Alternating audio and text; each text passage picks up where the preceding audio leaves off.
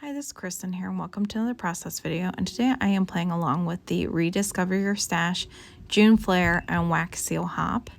I'm also using that sketch that I showed at the beginning from Scrap a Sketch, and I'm also using the Bella Boulevard Meow collection.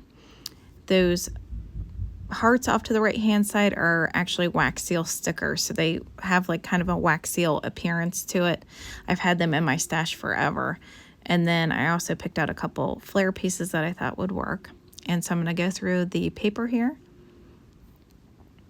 I decided on these two pinks because she is a pink girly, so I've got to get pink in this layout.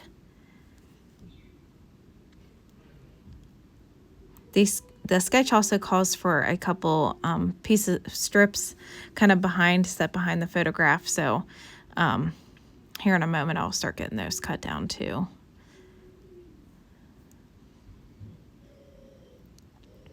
So I'm actually getting this video up a little late. The kids had some well visits this morning before they go back to school. So I didn't even have time to really sit down and get a layout together until this evening. So I'm pretty much finishing up the layout and then doing a voiceover and getting this posted ASAP.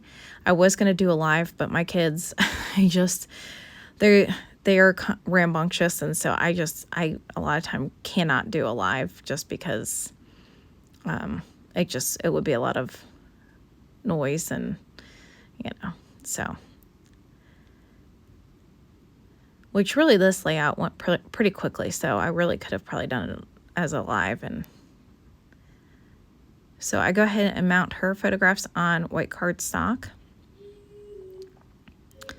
And so here are the pieces of strips that I'm going to start assembling.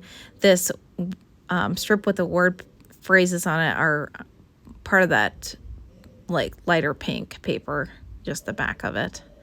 And I'm so sorry. You can probably hear my son. I have tried to re-record this several times and asked him to be quiet, but he is not listening. So you'll probably hear him in the background as much as I've really tried several times to redo this. I'm just kind of at this point, I'm like, I just need to go with it and post it as is.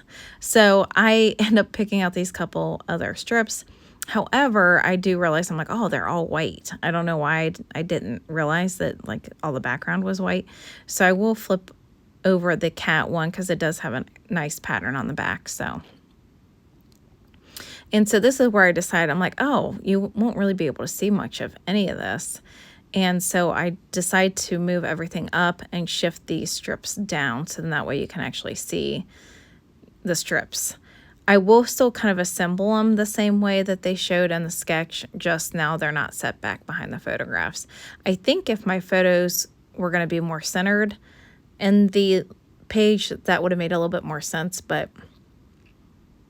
or even if I was using like a really small repeating pattern strip rather than kind of those bigger, hearts and the cats and that maybe that would have worked a little bit better. So I do wish, hindsight being 2020, that I had moved the lighter pink paper up just a hair more, but I will end up pulling in some things to kind of help. I don't want to say center it, but because I kind of feel like the top was going to look a little plain up there, so I will pull in some pieces to kind of help add a little bit more in up at the top. And so I'm going to start getting these strips put in here.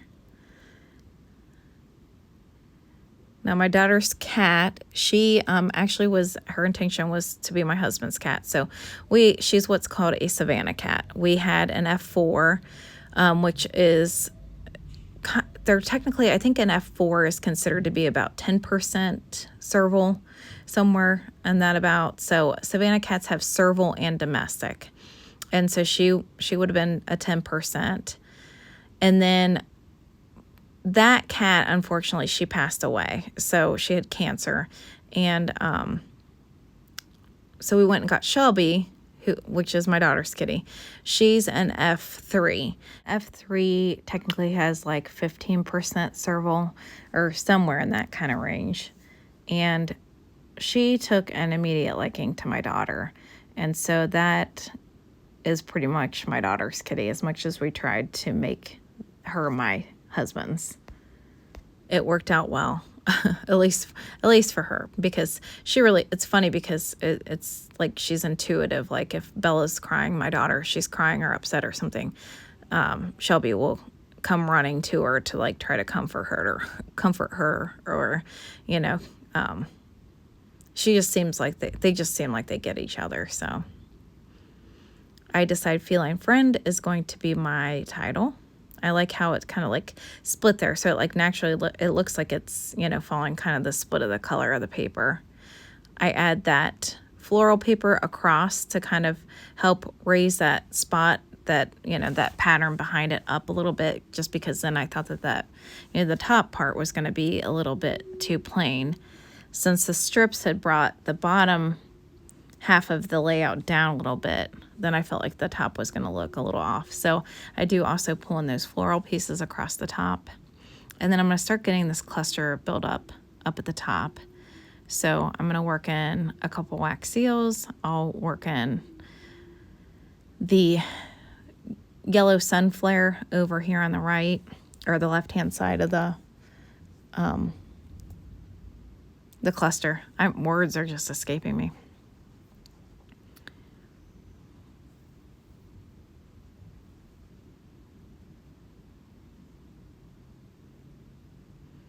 And then this flare here says, I love you so much, I believe. So I'm going to pull that in. A lot of those flares are actually from Shimmer's Paint, I believe, from like their monthly kits. So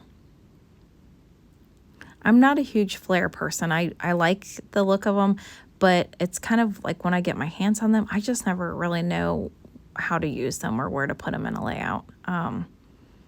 Because some of them can be a bit bulky. Now the one on the left-hand side, the sun, that one is actually pretty flat.